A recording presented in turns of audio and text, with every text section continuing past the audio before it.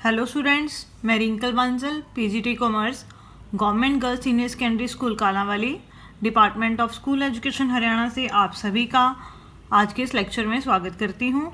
बच्चों, आज हमारा रिडम्पशन ऑफ डिबेंचर्स का 5th लेक्चर है और आज का जो हमारा टॉपिक है वो है purchase of own debenture in the open market. जब कंपनी अपने ही डिबेंचर्स ओपन मार्केट में से परचेज कर लेती है। फर्स्ट केस है हमारे पास फॉर इमीडिएट कैंसलेशन पर्पस, उन ऋण पत्रों को रद्द करने के लिए, और सेकंड है not cancellation purpose, means company उन ऋण पत्रों को रद्द नहीं करती है, उन्हें इन्वेस्टमेंट के तौर पर अपने पास रख लेती है, जिसे हम कहते हैं इन्वेस्टमेंट इन ओन डिवेंचर्स। ये सब जानने से पहले हमें ये पता होना चाहिए कि कंपनी जो है अपने ही डिबेंचर्स ओपन मार्केट में कैसे परचेज करती है, और ये जो ओपन मार्केट है इसका क्या मतलब है। बच्चों, ये देखिए, ये हमारी कंपनी है, ठीक है, और ये हमारी जो कंपनी है इसके जो डिबेंचर्स होते हैं वो कहाँ पर लिस्टेड होते हैं? स्टॉक एक्सचेंज में। मीन्स इनका जो क्रय विक्रय होता है वो किसके थ्रू होता है? स्टॉक एक्सचेंज में। तो ये वहाँ पर लिस्टेड होते हैं। कंपनी इन डिवेंचर होल्डर्स को डिवेंचर्स इशू कर देती है, ठीक है। मान लीजिए 5 इयर्स बाद कंपनी ने इनको पैसा वापस करना है, और कंपनी तब तक इनको जो ये डिवेंचर्स कंपनी ने इनको इशू किए हैं इसके ऊपर कंपनी इनको इंटरेस्ट देती रहती है। अब जो ये डिवेंचर होल्डर्स हैं उनको 5 साल बाद पैसा वापस मिलेगा, और मान लीजिए कुछ डिबेंचर होल्डर्स ऐसे हैं जिनकी फाइनेंशियल पोजीशन ठीक नहीं है, उनके पास पैसे नहीं हैं, तो वो क्या सोचते हैं कि 5 साल तक कौन वेट करेगा, क्यों ना हम अपने जो डिबेंचर्स हैं वो बेच दें। तो उनके जो डिबेंचर्स हैं बच्चों वो स्टॉक एक्सचेंज में लिस्टेड हो जाते हैं कि वो बेचना चाहते हैं अपने डिबेंचर्स को, और कंपनी को भी पता लग जाता है कि हमारी कंपनी के जो डिबेंचर्स हैं ये स्टॉक एक्सचेंज में आए हुए हैं बिकने के लिए। तो कंपनी क्या करती है? स्टॉक एक्सचेंज से अपने डिबेंचर्स वापस खरीद लेती है, और जो बच्चों ये स्टॉक एक्सचेंज है इसी को हम बोलते हैं ओपन मार्केट, ठीक है। जो अकाउंट्स की लैंग्वेज में यहाँ पर ओपन मार्केट वर्ड का प्रयोग किया गया है वो स्टॉक एक्सचेंज के लिए किया गया है। अब आप पूछोगे कंपनी को क्या फ़ायदा है कंपनी जब डिबेंचर स्टॉक एक्सचेंज से वापस लेगी। देखो बच्चों, डिबेंचर होल्डर्स को पैसा हमने 5 साल बाद वापस करना है। मान लीजिए 1 साल जा चुका है और अभी 4 साल बकाया हैं, तो कंपनी को 4 साल और इंटरेस्ट पे करना पड़ेगा, और कंपनी के पास पैसा जो है वो फालतू पड़ा है, ठीक है। तो कंपनी सोचती है क्यों ना अभी जो ये डिबेंचर्स हैं ये खरीद लिए जाएं स्टॉक एक्सचेंज से, तो आने वाले जो 4 साल हैं उसका जो इंटरेस्ट है वो हमारा बच जाएगा। सेकंड, इनको पैसों की ज़रूरत है, ये कम प्राइस पर भी अपने जो डिबेंचर्स हैं वो मार्केट में बेच रहे हैं। मान लीजिए 100 रुपये का डिबेंचर है, ठीक है, और मार्केट में वो डिबेंचर कितने का बिक रहा है? 90 रुपये का। अगर कल को हम इनको 5 साल बाद पैसा वापस करेंगे तो हमें कितने रुपीस वापस करने पड़ेंगे उस डिबेंचर के? 100 रुपये। लेकिन आज हमें वो मार्केट में कितने का मिल रहा है? 90 रुपये में, तो 10 रुपये का ये बेनिफिट हो जाएगा। तो इस वजह से कंपनी क्या करती है? ओपन मार्केट में से अपने ही डिबेंचर खरीद लेती है। और ऐसा कब हो सकता है? जब टर्म्स ऑफ इशू में ये दिया गया हो, टर्म्स ऑफ इशू में ये दिया गया हो कि कंपनी अपने जो शेयर्स है वो खरीद सकती है। इशू करने के टाइम पर ही ये कंडीशन दी गई हो, अदरवाइज कंपनी ऐसा नहीं कर सकती है, ठीक है। अब कंपनी ने अपने जो डिबेंचर्स हैं बच्चों वो खरीद लिए हैं। अब पहला केस है हमारे पास फॉर इमीडिएट कैंसलेशन पर्पस। वो डिबेंचर कंपनी ने खरीद लिए और खरीदने के बाद कंपनी अगर उनको रद्द कर देती है, ठीक है बच्चों, तो उस केस में हमने क्या जर्नल एंट्रीज पास करनी है। तो अब बच्चों कंपनी जो है डिबेंचर्स रद्द करेगी, लेकिन वो जो डिबेंचर्स हैं हो सकता है उनका जो भुगतान है वो एट पार पर करना हो। मीन्स हमने 100 पर इशू किया था और हमने रिडीम भी कितने पर करना है? 100 रुपये पर। हो सकता है हमने डिबेंचर 100 रुपये में इशू किया हो और हम वापस करने के टाइम पर हमने उनको कितने रुपए देने हो, 105 रुपये। मीन्स प्रीमियम पर अगर उनका रिडम्पशन होना है। ठीक है बच्चों, आज की जो इस वीडियो में हम सिर्फ एट पार वाला जो टॉपिक है वो कवर करेंगे। अपनी नेक्स्ट वीडियो में प्रीमियम पर रिडम्पशन, पर कैंसलेशन पर्पस और नॉट कैंसलेशन पर्पस, ये हम अपनी नेक्स्ट वीडियो में करेंगे। अब देखो बच्चों, सबसे पहले कंपनी क्या करती है, अपने खुद के जो डिबेंचर्स हैं वो खरीद लेती है, तो उसकी क्या जर्नल एंट्री पास की जाएगी। When company purchase his on debentures. देखो कंपनी के बच्चों खुद के डिबेंचर्स हैं, ठीक है, ऑन मतलब उसके खुद के हो गए, तो हमारे पास क्या होगा, डिबेंचर्स आ जाएंगे, उसको हम बोलेंगे ऑन डिबेंचर्स। जब कंपनी अपने ही डिबेंचर्स खुद खरीदती है तो वो आ गए हमारे पास, वो क्या हो गया, डेबिट हो गया। और पैसे चले गए तो बैंक अकाउंट यहाँ पर क्या हो जाएगा, हमारे पास क्रेडिट हो जाएगा टू बैंक अकाउंट। और कितनी अमाउंट से ये डेबिट होंगे बच्चों, जितने में हमने ये खरीदे हैं प्लस इसको खरीदने में जो भी खर्चे हुए हैं, मीन्स जितनी इनकी कॉस्ट है प्लस जो भी खर्चे हुए हैं इनको परचेज करने के टाइम पर। मान लीजिए हमने कोई दलाली दी है या कोई और खर्चा हुआ है, कोई कमीशन पे किया है, कोई ब्रोकरेज पे की है, तो वो भी इसकी कॉस्ट में क्या हो जाएगी, डिबेंचर्स की कॉस्ट में ऐड हो जाएगी। सेकेंड एंट्री क्या होगी, जब कंपनी ने ये डिबेंचर्स खरीद लिए हैं, कंपनी अब इनको क्या करेगी, कैंसिल कर देगी। Cancellation of on debentures. अब कंपनी इनको रद्द कर रही है, ठीक है, ख़त्म कर रही है जो उसने डिबेंचर्स खरीदे हैं। तो अब जो ये डिबेंचर्स हैं ये ख़त्म हो जाएंगे। जब आए थे तो ये डेबिट हैं, अब ये चले गए तो ये क्या हो जाएंगे, हमारे पास क्रेडिट हो जाएंगे to on debentures account credit. ठीक है, जो ये डिबेंचर्स हैं, जो इनकी फेस वैल्यू होगी डिबेंचर्स की, उससे ये क्या हो जाएगा, डेबिट हो जाएगा, डिबेंचर्स अकाउंट डेबिट। ठीक है बच्चों, अब मान लीजिए इनकी फेस वैल्यू तो 4 लाख रुपए है और हमने ये खरीदे हैं 3,90,000 रुपये में। सपोज कर लीजिए डिबेंचर्स 4 लाख रुपए के हैं और हमने 3,90,000 रुपये में खरीदे हैं, तो इसका मतलब क्या हुआ, हमें 10,000 रुपये क्या हो गया, प्रॉफिट हो गया इनको रद्द करने के टाइम पर। तो वो प्रॉफिट है, तो प्रॉफिट्स क्या होते हैं, क्रेडिट होते हैं to profit on redemption of debentures, तो वो क्या हो जाएगा, क्रेडिट हो जाएगा। कितना आएगा प्रॉफिट यहाँ पर, 10,000 रुपये। 4 लाख के डिबेंचर्स हैं, 3,90,000 में हमने खरीदे हैं, तो 10,000 रुपये हमें प्रॉफिट हो गया। बच्चों जो ये प्रॉफिट होता है जब हम डिबेंचर्स खरीदते हैं तो हमें लॉस भी हो सकता है, तो लॉस होगा अगर, तो वो यहाँ पर क्या हो जाएगा, डेबिट हो जाएगा। बच्चों ये प्रॉफिट और लॉस, ये हमारा कौन सा प्रॉफिट होता है, कैपिटल प्रॉफिट। मीन्स कंपनी ने अपनी रूटीन की एक्टिविटी से ये नहीं कमाया है, तो इस वजह से जो ये प्रॉफिट है इसे हम कहाँ ट्रांसफ़र करेंगे, कैपिटल रिजर्व में। Transfer of profits on redemption. यहाँ पर ये प्रॉफिट क्रेडिट है, तो ये क्या हो जाएगा, profit on redemption of debentures, ये डेबिट हो जाएगा। और कैपिटल रिजर्व क्या होगा हमारे पास, यहाँ पर क्रेडिट हो जाएगा। ठीक है बच्चों, तो आपको ये तीनों एंट्रीज पता लग गई।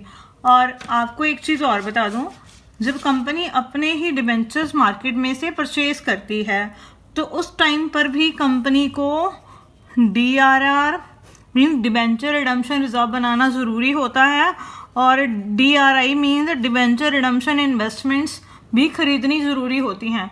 लेकिन जब तक आपको क्वेश्चन में कुछ भी ना कहा गया हो कि इसमें कंपनी ने पैसा इन्वेस्ट करना है या नहीं करना है। तो हम ये मानकर चलते हैं कि कंपनी ने ऑलरेडी जितना इन्वेस्टमेंट्स चाहिए उतना पैसा यहाँ पर इन्वेस्ट किया हुआ है और उतना फंड कंपनी के पास है, तो हमने इसकी कोई एंट्री पास नहीं करनी है जब तक हमें स्पेशल क्वेश्चन में ना कहा गया हो। ठीक है बच्चों, अगर यहाँ पर हमें प्रॉफिट के बजाय अगर लॉस हो जाए कंपनी को डिबेंचर्स को रिडीम करने के टाइम पर, तो वो लॉस हमारा कौन सा लॉस होगा बच्चों? Capital loss. और कैपिटल लॉस को हम सबसे पहले कहाँ से कवर करेंगे? कैपिटल प्रॉफिट में से, यानी कैपिटल रिजर्व में से। अगर आपके पास क्वेश्चन में कैपिटल रिजर्व दिया गया है तो उस लॉस को हम वहाँ से कवर करेंगे। अगर ये नहीं दिया गया तो हम इसे statement of profit and loss account से कवर कर लेंगे। देखो बच्चों, इन एंट्रीज को हम दोबारा एक बार रिवाइज कर लेते हैं। सबसे पहले कंपनी ने अपने डिबेंचर्स खरीदे हैं, तो उसकी एंट्री क्या होगी? On debentures account debit to bank account. Simple सी एंट्री है, जितनी उनकी कॉस्ट है प्लस जो खर्चे हो गए हैं उनको खरीदने के टाइम पर। सेकंड, अब कंपनी इनको कैंसिल कर रही है, तो डिबेंचर्स क्या होंगे? डेबिट हो जाएंगे, कंपनी के ख़त्म हो गए ना, तो ये डेबिट हो जाएंगे। और जो ये ऑन डिबेंचर्स यहाँ पर हमने डेबिट किए हैं ये क्रेडिट हो जाएंगे, क्योंकि अब ये ख़त्म हो रहे हैं। और जो प्रॉफिट होगा वो क्या होगा? क्रेडिट हो जाएगा। अगर लॉस है तो वो यहाँ पर क्या होगा? डेबिट हो जाएगा। Loss on redemption of debentures, तो वो यहाँ पर हम डेबिट कर देंगे। ठीक है, अगर प्रॉफिट है हमारा तो उसे हम कहाँ ट्रांसफ़र कर देंगे? कैपिटल रिजर्व अकाउंट में। अगर लॉस हुआ तो उसे हम कहाँ से कवर करेंगे? कैपिटल रिजर्व से। अगर कैपिटल रिजर्व क्वेश्चन में नहीं दिया गया है हमें, तो हम उसे कहाँ से कवर करेंगे? Statement of profit and loss account से। तो बड़ा छोटा सा टॉपिक है, कुछ भी कंफ्यूजिंग नहीं है, बड़े आसान ही क्वेश्चन है इसके। तो आइए अब हम इसके एग्जाम्पल स्टार्ट करते हैं। बच्चों, हमारे पास है इलस्ट्रेशन नंबर 24। इसमें हमारे पास क्या दिया गया है? ऑन 31 मार्च 2015, 31 मार्च 2015 को जेड लिमिटेड ने अपने ही डिबेंचर्स खरीदे हैं। ऑन 2008% डिबेंचर्स, 2000 डिबेंचर्स खरीदे हैं of the face value of ₹2 lakh from the open market. वो 2000 डिबेंचर्स की जो फेस वैल्यू है बच्चों वो 2 लाख रुपीज़ है। मीन्स एक डिबेंचर कितने का हो गया? 100 रुपये का, क्योंकि वो उसकी फेस वैल्यू बन गई। लेकिन उन्होंने ओपन मार्केट में वो खरीदा कितने का है? 92 का। मतलब 100 रुपये का डिबेंचर्स कंपनी ने 92 में खरीद लिया मार्केट में से।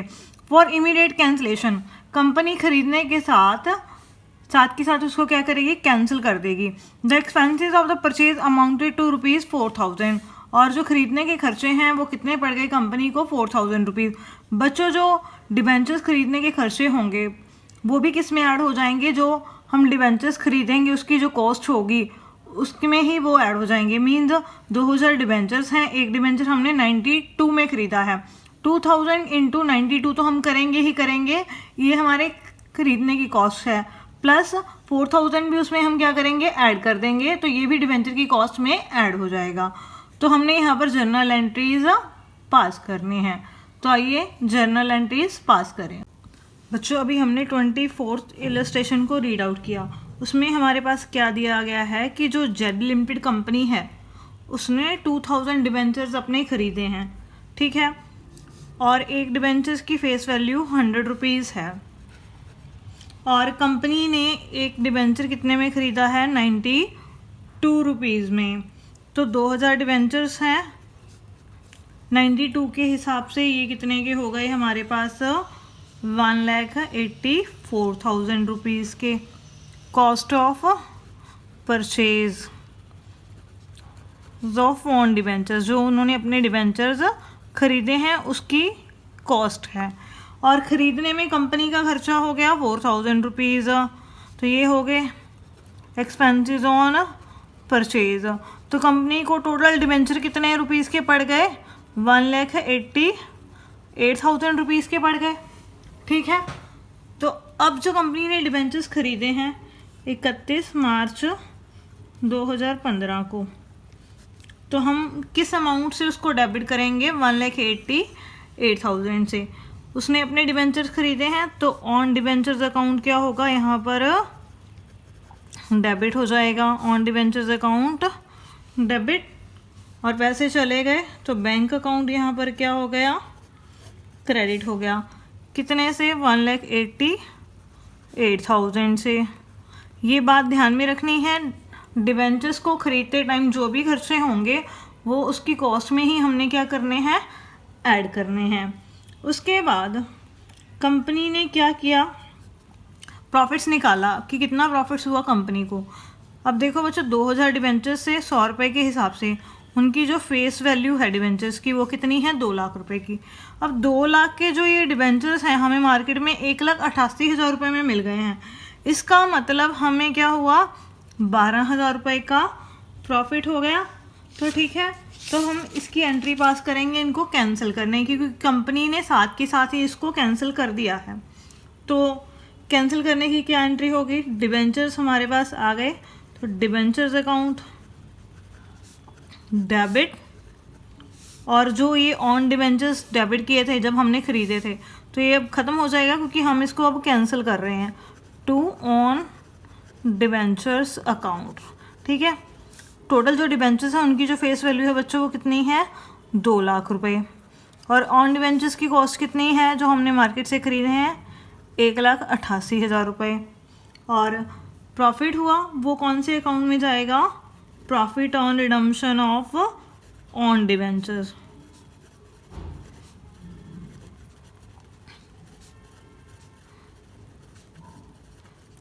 ठीक है, 12,000।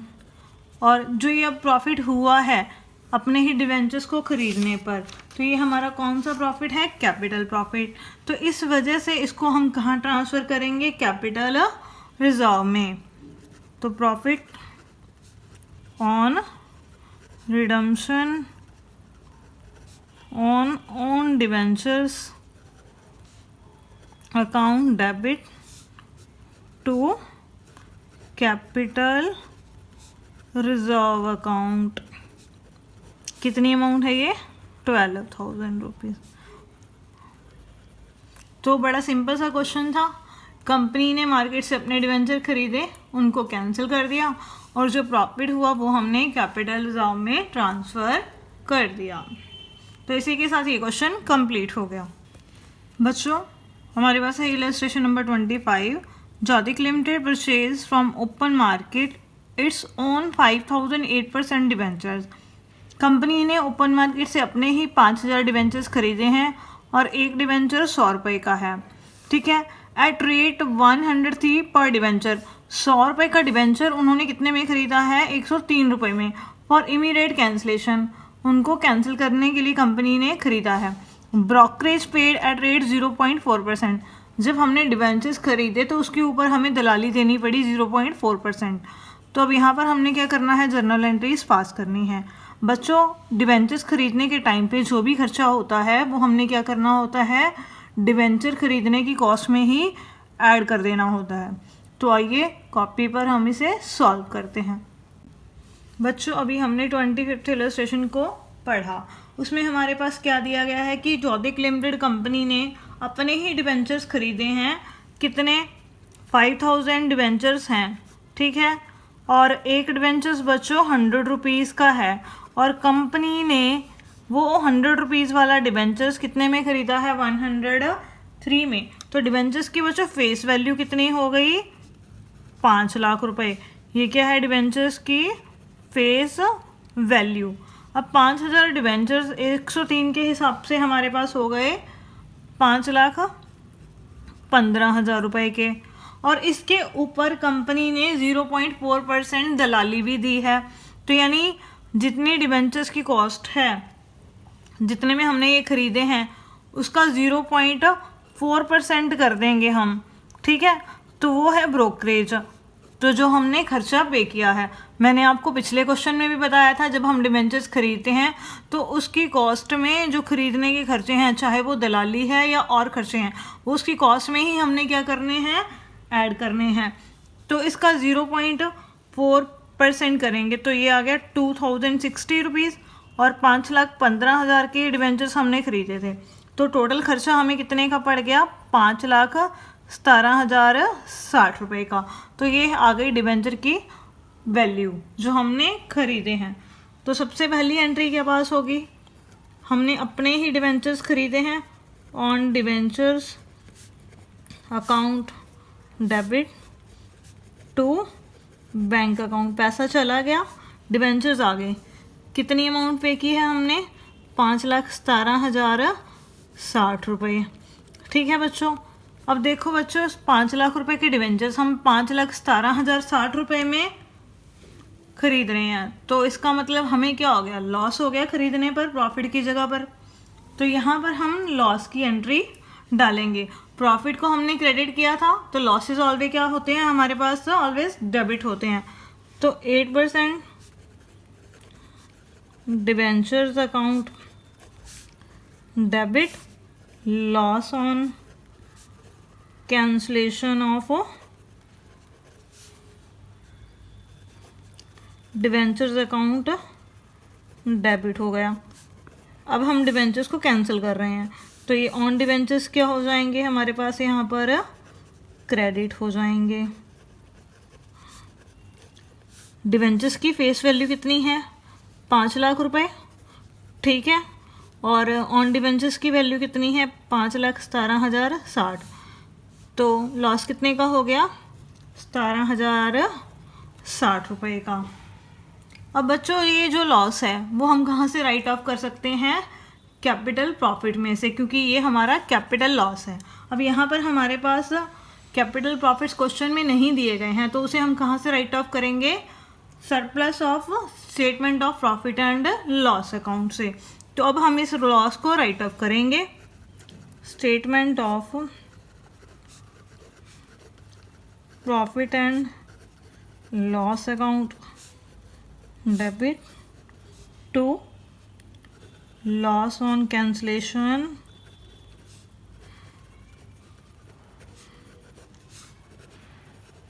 Debentures account. कितना लॉस है, 17,060 रुपीज़। तो ठीक है बच्चों, इस क्वेश्चन में और पिछले क्वेश्चन में यही डिफरेंस है कि वहाँ पर हमारे पास प्रॉफिट था और इस क्वेश्चन में हमारे पास लॉस है। तो इसी के साथ ये क्वेश्चन हमारा कंप्लीट हो गया। बच्चों हमारे पास है इलस्ट्रेशन नंबर 26। इसमें हमारे पास क्या दिया गया है कि 1 अप्रैल 2014 को JN लिमिटेड के पास 10,000 डिबेंचर्स हैं और उनकी जो कूपन रेट है वो 9% है और एक डिबेंचर 100 रुपीज़ का है।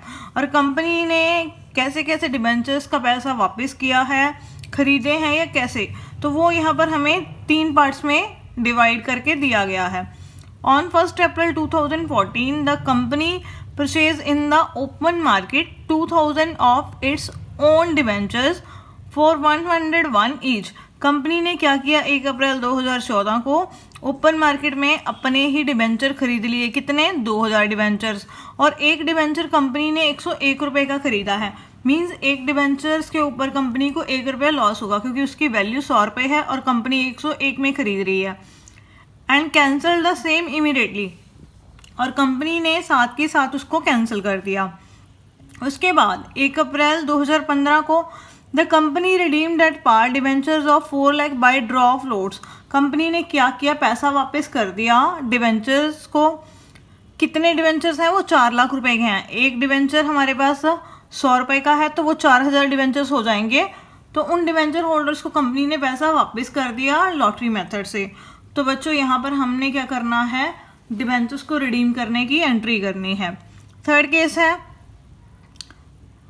28/2/2016 को the remaining debentures purchase for immediate cancellation. अब 28/2/2016 को कंपनी ने क्या किया, जो बचे हुए डिबेंचर्स थे वो भी खरीद लिए इमीडिएट कैंसलेशन के लिए। कितने में खरीदे हैं, 3,97,000 रुपये में।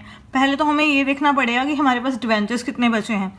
2,000 कंपनी ने खरीद लिए थे, 4,000 डिबेंचर्स को कंपनी ने पैसा वापस कर दिया था, टोटल 6,000 हो गए। और कंपनी के पास डिबेंचर्स आउटस्टैंडिंग थे 10,000। 10,000 में से 6,000 ख़त्म हो गए तो बाकी कितने बचे, 4,000।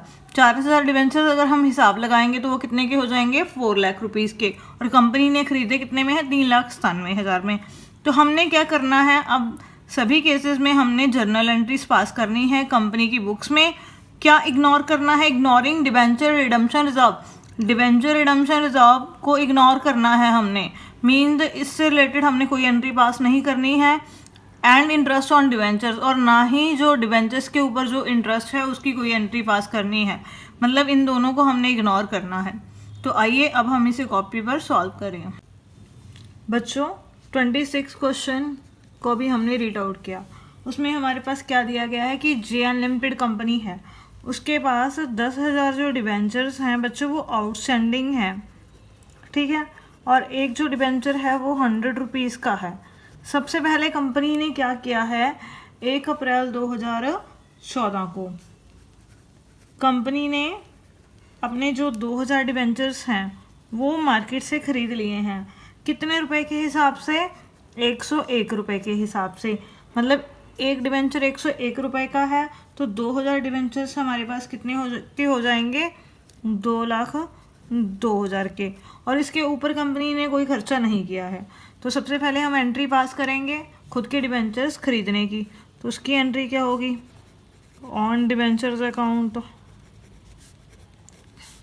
डेबिट, डिवेंचर्स आ गए और पैसे चले गए, तो बैंक अकाउंट क्या होगा, क्रेडिट हो जाएगा। कितने से, 2,02,000 रुपये से, ठीक है। उसके बाद कंपनी ने इनको कैंसिल करना है। अगर हम 2000 डिवेंचर्स की बात करें तो उसकी फेस वैल्यू है एक डिवेंचर की 100 रुपये की, तो वो डिवेंचर्स कितने के थे, 2 लाख रुपए के, लेकिन हमने ख़रीदे कितने में हैं, 2,02,000 में। तो इसका मतलब भी हुआ कि 2,000 रुपये हमें क्या हो गया, लॉस हो गया डिवेंचर्स को ख़रीदने पर। तो जब हम इसको कैंसिल करेंगे तो उस लॉस को भी हम रिकॉर्ड करेंगे। तो 9% डिवेंचर्स अकाउंट क्या हो गया, यहाँ पर हमारे पास डेबिट हो गया, loss on redemption of debentures भी क्या हो जाएगा, डेबिट हो जाएगा। टू, अब डिवेंचर्स कैंसिल कर रहे हैं तो ये ऑन डिवेंचर्स यहाँ पर क्या हो जाएंगे, क्रेडिट हो जाएंगे, कि जब हमने ख़रीदे थे तब ये डेबिट किए थे। तो डिवेंचर्स हैं 2 लाख के और ऑन डिवेंचर्स की वैल्यू 2,02,000 रुपये, और 2,000 का जो लॉस है वो हमने डेबिट कर दिया। अब इस लॉस को हम कहाँ से राइट ऑफ करेंगे, statement of profit and loss account से, क्योंकि हमारे पास क्वेश्चन में कोई भी कैपिटल प्रॉफिट नहीं दिया गया है। तो इसकी एंट्री क्या होगी, statement of profit and loss account debit to loss on redemption of debentures account, कितना, 2,000 रुपये। और ये एंट्री साल के एंड में पास की जाएगी, 31 मार्च 2015 को, जब हमारा सेशन ख़त्म होगा, ठीक है। तो ये हो गया हमारा फर्स्ट पार्ट जो क्वेश्चन में दिया गया है। इसके बाद हमें एक सेकंड पार्ट दिया गया है कि कंपनी ने 1 अप्रैल 2015 को अपने जो 4 लाख रुपीज़ के डिबेंचर्स हैं वो ड्रॉ बाय लॉट से पेमेंट की है, उनको पैसा वापस किया है। मतलब नॉर्मल जब जैसे हम पैसा वापस करते हैं डिबेंचर होल्डर्स को वैसे वापस किया है। और क्वेश्चन में हमें क्या रखा है कि हमें डीआरआर और डिबेंचर रिडम्पशन इन्वेस्टमेंट्स की कोई एंट्री नहीं करनी है, तो हमने सिर्फ किसकी एंट्री करनी है, डिबेंचर होल्डर्स को पैसा वापस करने की। तो सबसे पहले अमाउंट क्या होगी हमारे पास, 1 अप्रैल 2015 को ड्यू हो जाएगी 9% debentures account debit to debenture holders, ठीक है। अमाउंट ड्यू हो गई यहाँ पर 4 लाख रुपए की डिबेंचर होल्डर्स की। उसके बाद हम क्या करेंगे, डिबेंचर होल्डर्स को पेमेंट कर देंगे। तो एंट्री क्या होगी, debenture holders account debit to bank account, कितने की पेमेंट, 4 लाख की। तो बड़ा सिंपल सा पार्ट था ये, क्योंकि क्वेश्चन में हमें क्या रखा है कि हमने डिवेंचर रिडम्पशन रिजर्व और इंटरेस्ट की एंट्रीज को इग्नोर करना है। तो सिंपल डिवेंचर होल्डर्स को रिडम्पशन के टाइम पर जो एंट्रीज हम पास करते हैं तो हमने सिर्फ वही एंट्रीज यहाँ पर पास करनी है। इसके बाद हमारे पास थर्ड पार्ट दिया गया है। इसमें उन्होंने क्या कहा है कि 28/2/2016 को कंपनी ने जो बचे हुए डिबेंचर्स हैं वो खरीद लिए हैं। अब देखो बच्चों, 2000 डिबेंचर्स यहाँ पर कंपनी ने खरीदे थे और 4 लाख रुपए के डिबेंचर होल्डर्स को यहाँ पेमेंट की थी, मतलब 4 लाख रुपए वैल्यू है, तो 100 रुपये का एक डिबेंचर्स है, तो नंबर ऑफ डिबेंचर्स कितने हो गए? 4000। टोटल 4000 डिबेंचर्स ये हैं, 2000 पीछे वाले हैं, तो 6000 डिबेंचर्स तो हमारे पास ख़त्म ही हो गए। और कंपनी के जो टोटल डिबेंचर्स थे वो 10,000 थे, 10,000 में से 6,000 डिबेंचर होल्डर्स को हमने पेमेंट कर दी है, तो बाकी कितने बचे हमारे पास डिबेंचर्स? 4000। मतलब अभी इनको पेमेंट हमने करनी है। तो 4000 डिबेंचर्स हैं और 100 रुपये का एक है, तो ये कितने रुपए के बने? 4 लाख रुपए के। तो ये इनकी आ गई फेस वैल्यू। लेकिन ये हमने ओपन मार्केट में ख़रीद लिए, कितने के? 3,97,000 के। तो इसका मतलब क्या हुआ? हमें 3,000 रुपये का क्या हो गया? प्रॉफिट हो गया जब हमने मार्केट से ये डिबेंचर्स खरीदे हैं। तो 28 फरवरी 2016 को हम क्या एंट्री पास करेंगे? जब हम मार्केट से अपने ही डिबेंचर खरीदेंगे, सेम वही एंट्री जो हमने पहले की है। On debentures account debit to bank account 3,97,000। उसके बाद उन्होंने बताया है हमें प्रॉफिट हो गया 3,000 रुपीज़। अब इन डिबेंचर्स को हमने कैंसिल करना है, तो एंट्री क्या होगी इसको कैंसिल करने की? 9% debentures account debit to on debentures account. Debentures हैं 4 लाख के और हमने ख़रीदे हैं 3,97,000 में, तो ये प्रॉफिट है वो कहाँ ट्रांसफ़र करेंगे? Profit on